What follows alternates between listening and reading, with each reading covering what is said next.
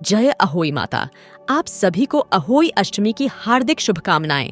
दोस्तों, कई वर्षों बाद एक दिव्य, दुर्लभ और अद्भुत संयोग में नवंबर के महीने में अहोई अष्टमी का व्रत रखा जाएगा। यह व्रत करवा चौथ के ठीक 4 दिन बाद आता है। दोस्तों, अहोई अष्टमी व्रत महिलाओं द्वारा अपनी संतान की लंबी आयु और संतान प्राप्ति की कामना से रखा जाता है और इस व्रत को पूरा दिन निर्जल रहकर करने की परंपरा है। दोस्तों, शास्त्रों के अनुसार इस दिन अहोई माता का पूजन होता है और इसे अहोई आठें या अहोई माता का व्रत भी कहते हैं।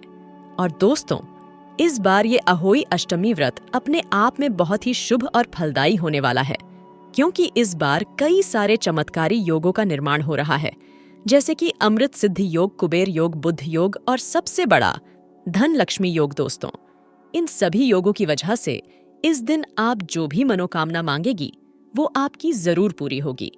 इसलिए आज की इस वीडियो में हम आपको अहोई अष्टमी के व्रत से जुड़ी सभी जानकारियां देने वाले हैं, जैसे कि पूजा का शुभ मुहूर्त कब होगा, व्रत का पूर्ण फल प्राप्त करने के लिए क्या करें, और इस दिन कई ऐसी छोटी छोटी बातें होती हैं जो विधिवत तरीके से ना की जाए तो व्रत टूट सकता है, इसका फल प्राप्त नहीं होता है। तो इस समय कौन सी चीजों से बचें, इस पर्व पर क्या खरीदे और क्या ना खरीदे, और इस दिन भूल से भी न करें, ये 5 गलतियां। इसके साथ ही हम आपको गुरुजी द्वारा एक ऐसा उपाय बताएंगे जिसको करने से आपकी संतान की आयु लंबी होगी और निसंतान को संतान की प्राप्ति होगी ही, साथ ही आपके सभी कष्ट और गरीबी का नाश हो जाएगा। तो दोस्तों, ये सारी जानकारी आपको इस वीडियो में प्राप्त होगी, तो वीडियो को आखिर तक जरूर देखें।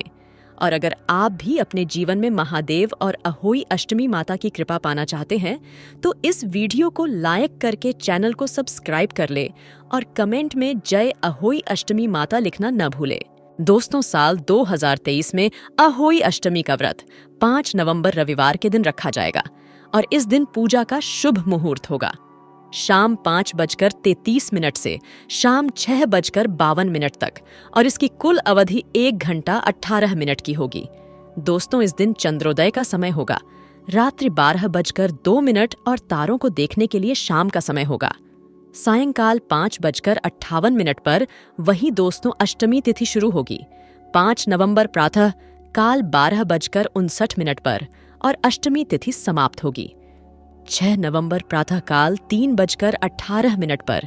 दोस्तों, 2023 पंचांग के अनुसार साल 2023 में 5 नवंबर के दिन अहोई अष्टमी के साथ राधा कुंड स्नान, मासिक कृष्ण जन्माष्टमी और कालाष्टमी भी मनाई जाएगी, जिससे इस दिन का महत्व और भी अधिक बढ़ जाएगा। मान्यता है कि अहोई अष्टमी के दिन राधा कुंड में स्नान या डुबकी लगाने से श्री कृष्ण की प्रियसी राधा रानी का आशीर्वाद प्राप्त होता है और सुयोग्य संतान की प्राप्ति होती है। अहोई अष्टमी का व्रत अगर आप पहले से रख रहे हैं तो आपको इसके नियम, पूजा विधि और कथा के बारे में तो पता ही होगा, लेकिन जो भी महिलाएं पहली बार इस व्रत को प्रारंभ करने जा रही है, उनकी जानकारी के लिए आपको बता दे कि एक दिन पहले भी आपको शुद्ध सात्विक भोजन ग्रहण करना चाहिए। साथ ही जो अहोई अष्टमी का दिन होता है, उस दिन कुछ ऐसे जरूरी काम होते हैं जिन्हें भूले से भी आपको नहीं करना चाहिए। सबसे पहला काम कि व्रत वाले दिन आप किसी भी प्रकार से जमीन की कोई भी खुदाई ना करें। अगर आप गार्डनिंग करती हैं तो वो भी ना करें, क्योंकि इस दिन मिट्टी को खोदना या खुरपी से खुदाई करना ये पाप माना जाता है। क्यों माना जाता है, इसके बारे में पुराणों में जो कथा प्रचलित है वो हम आपको इस वीडियो के अंत में बताएंगे। अहोई अष्टमी का व्रत कौन कौन रख सकता है, तो आपको बता दें कि जिनकी संतान है, चाहे वो बेटा हो या बेटी हो, तो आप इस व्रत को रख सकती है। अगर संतान प्राप्ति की कामना है तो भी आप इस व्रत को रख सकती है। कहा जाता है कि अगर संतान की मृत्यु गर्भ में ही हो रही हो या बार बार मिसकैरेज हो रहा हो तो ऐसी महिलाओं को भी अहोई अष्टमी का व्रत रखना चाहिए। अहोई माता की कृपा से गोद भर जाती है। अगर आपने व्रत रखा है तो आज के दिन आपके घर पर शुद्ध सात्विक भोजन बनना चाहिए। लहसुन, प्याज का या मांस मदिरा का सेवन आज के दिन आपके घर पर नहीं होना चाहिए। साथ ही जो बात आपको बताई कि इस दिन ना तो कोई पौधा आपको उखाड़ना है और ना ही खुरपी का प्रयोग आपको करना है। आपके घर पर अगर आज के दिन कोई भी बच्चा आए, कोई भी बड़ा बूढ़ा या कोई भी याचक आता है, उसे खाली हाथ नहीं जाने देना चाहिए। कुछ ना कुछ दान में जरूर देना चाहिए या बच्चों को उनकी फेवरेट चीजें देनी चाहिए। व्रत रखने वाली माताओं को दिन के समय अगर आपने व्रत रखा है तो नहीं सोना चाहिए। साथ ही आज के दिन आप उस बिस्तर पर भी ना सोएं। रात के समय जिस बिस्तर पर आप ढेली सोते हैं, अगर बहुत ज्यादा जरूरी है, आपका स्वास्थ्य ठीक नहीं है, तो आप दिन के समय आराम कर सकते हैं, लेकिन कोशिश करनी चाहिए कि आप सोए ना। आइए अब जान लेते हैं पूजा विधि के बारे में। अहोई अष्टमी का व्रत रखने वाली माताओं को ब्रह्म मुहूर्त में उठकर स्नान करने के साथ ही हाथ में जल या पुष्प लेकर व्रत का संकल्प इस प्रकार लेना चाहिए। संतान सुख की कामना रखने के लिए इस प्रकार संकल्प लिया जाता।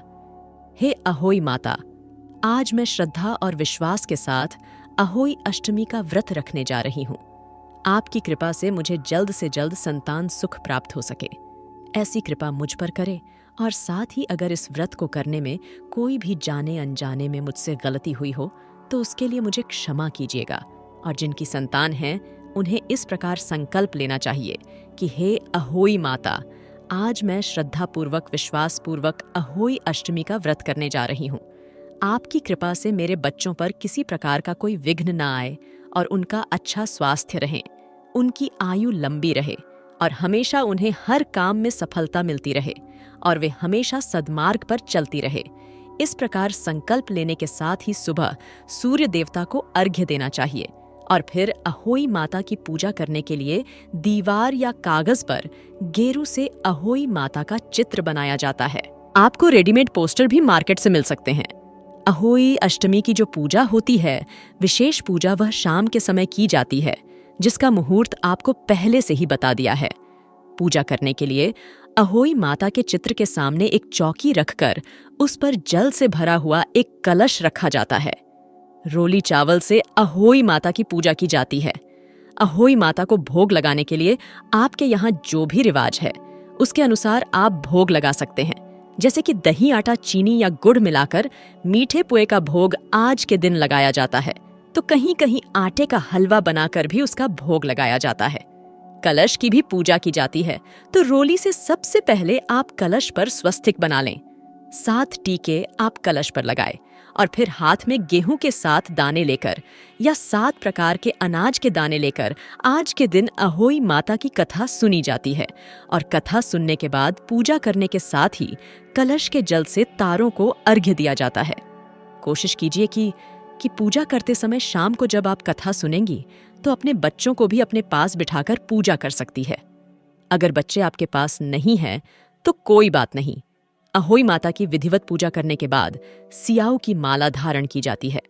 सियाऊ की माला में चांदी की मोती और अहोई माता का एक लॉकेट होता है, जो कि एक अनिवार्य होता है। अगर आपकी संतान नहीं है तो भी आप अहोई माता की ये माला धारण कर सकती है। और फिर जब आपकी संतान हो जाए तो हर साल एक एक चांदी का दाना इस माला में बढ़ाते रहें। हर साल आपको चांदी का एक एक दाना इस माला में बढ़ाना होता है।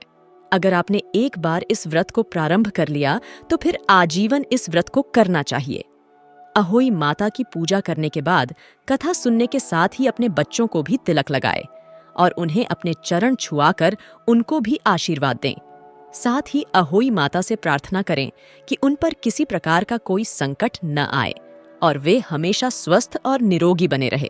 जिस तरह से करवा चौथ के व्रत में बायना दिया जाता है, तो आप अपनी सासू माँ को बायना दे सकती है या फिर आप पंडित जी को भी बायना दे सकती है। तो बायने में दी जाने वाली जो भी सामग्री है, चाहे आप सुहाग की सामग्री दे रहे हो या अनाज, वस्त्र या दान दक्षिणा देना चाहते हो, फल मिठाई देना चाहते हो, तो पूजा करते समय एक थाली में ये सभी सामग्री रखकर उसकी भी पूजा करनी चाहिए। और फिर इसके बाद शुद्ध सात्विक चीजों से आप अपना व्रत खोल सकते हैं। शुद्ध सात्विक भोजन में आप चाहें तो पूरी पकवान बना सकते हैं, छोले पूरी, आलू की सब्जी, लौकी, जो भी आपकी तरफ रिवाज हो, आप उसके अनुसार अपना व्रत खोल सकते हैं।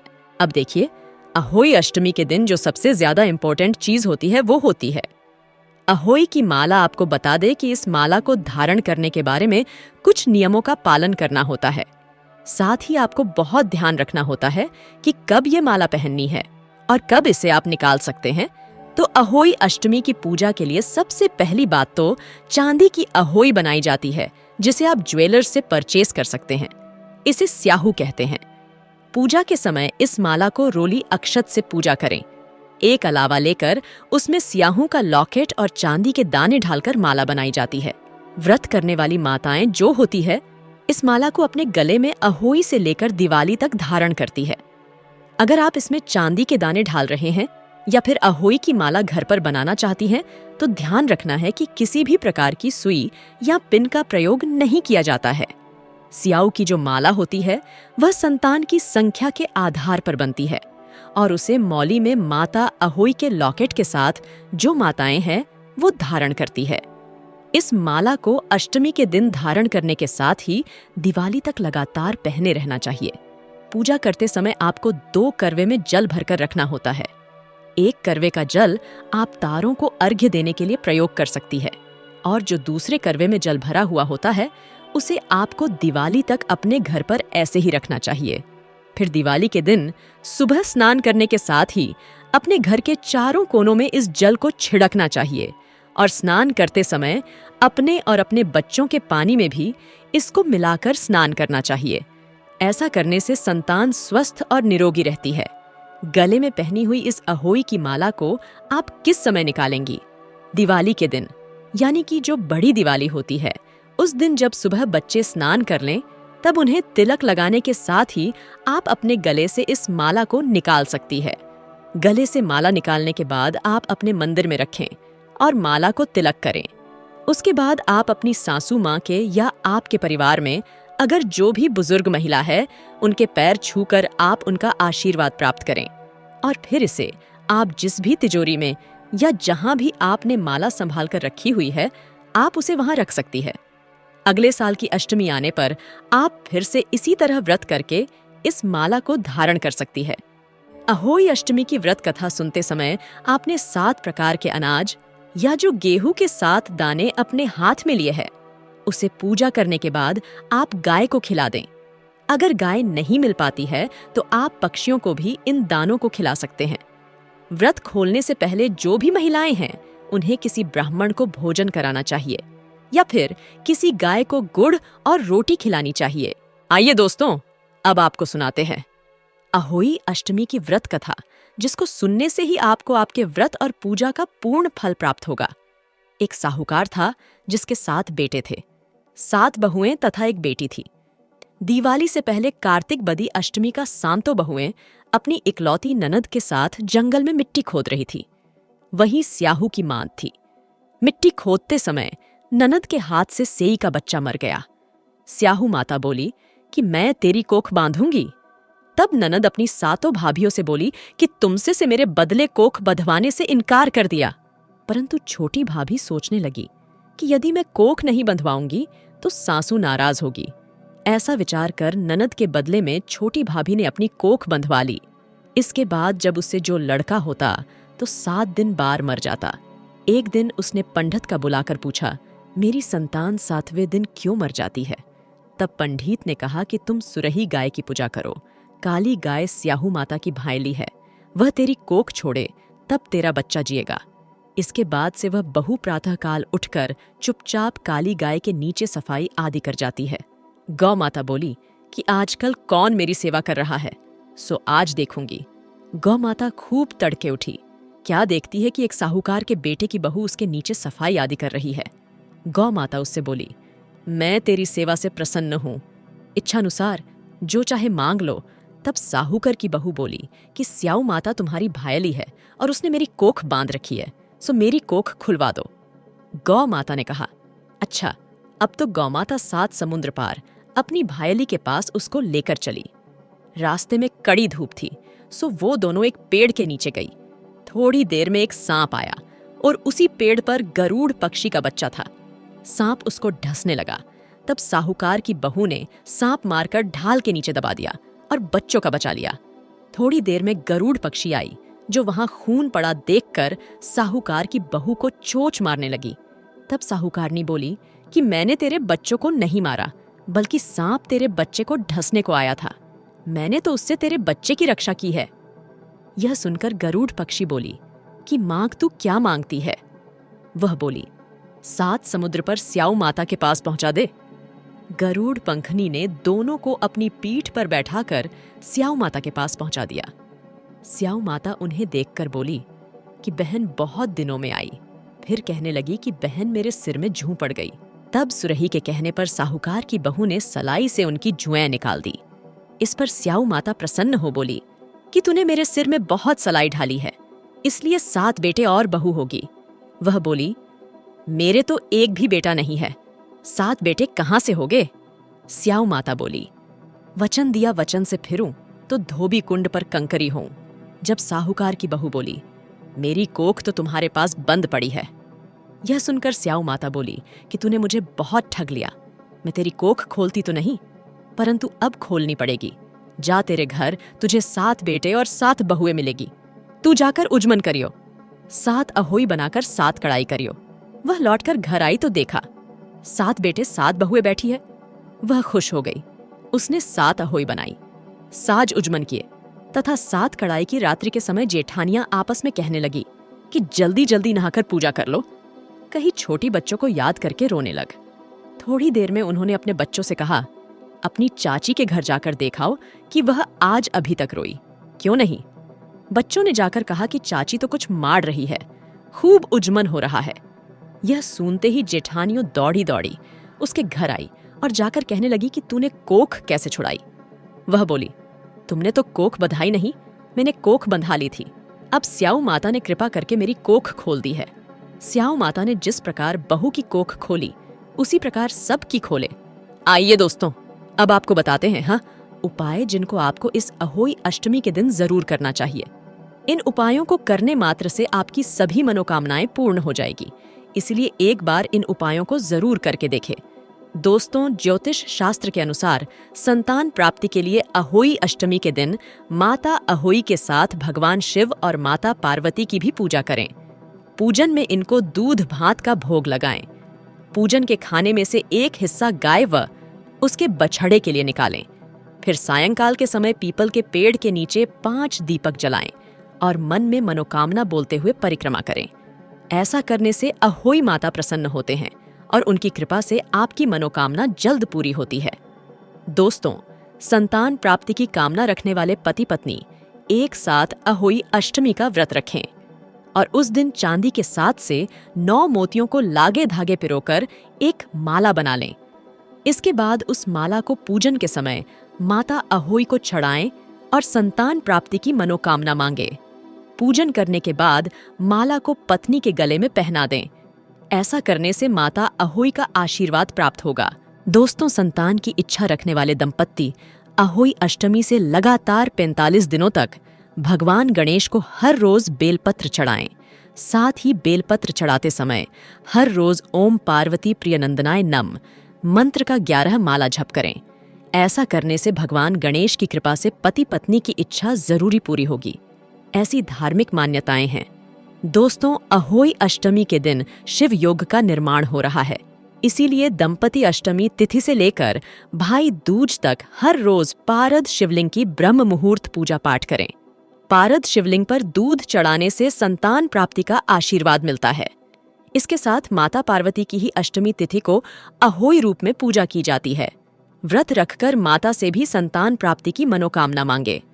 ऐसा करने से भगवान शिव और माता पार्वती प्रसन्न होते हैं। दोस्तों, अहोई अष्टमी के दिन संतान प्राप्ति की इच्छा रखने वाले दंपति गोवर्धन परिक्रमा के दौरान मध्य रात्रि में राधा कुंड में अवश्य स्नान करें। ऐसा करने से संतान सुख की प्राप्ति होती है। मान्यता है कि राधा रानी ने इस कुंड को अपने कंगन से खोदा था। यहाँ अहोई अष्टमी के दिन हर साल शाही स्नान का आयोजन किया जाता है। मान्यता है कि संतान प्राप्ति के लिए स्नान की परंपरा द्वापर युग से चली आ रही है। तो दोस्तों, ये थे कुछ उपाय जो आपको जरूर करने चाहिए। तो दोस्तों, आशा करते हैं अहोई अष्टमी के व्रत से जुड़ी हुई यह महत्वपूर्ण जानकारी आपके लिए अवश्य उपयोगी सिद्ध होगी। तो दोस्तों, आपको जानकारी कैसी लगी हमें कमेंट में जरूर बताइएगा। वीडियो अच्छा लगा हो तो वीडियो को लाइक, शेयर और चैनल को सब्सक्राइब करना न भूलिएगा। आप सभी के मंगल की कामना करते हुए मिलते हैं अगली वीडियो में। धन्यवाद। जय अहोई अष्टमी माता।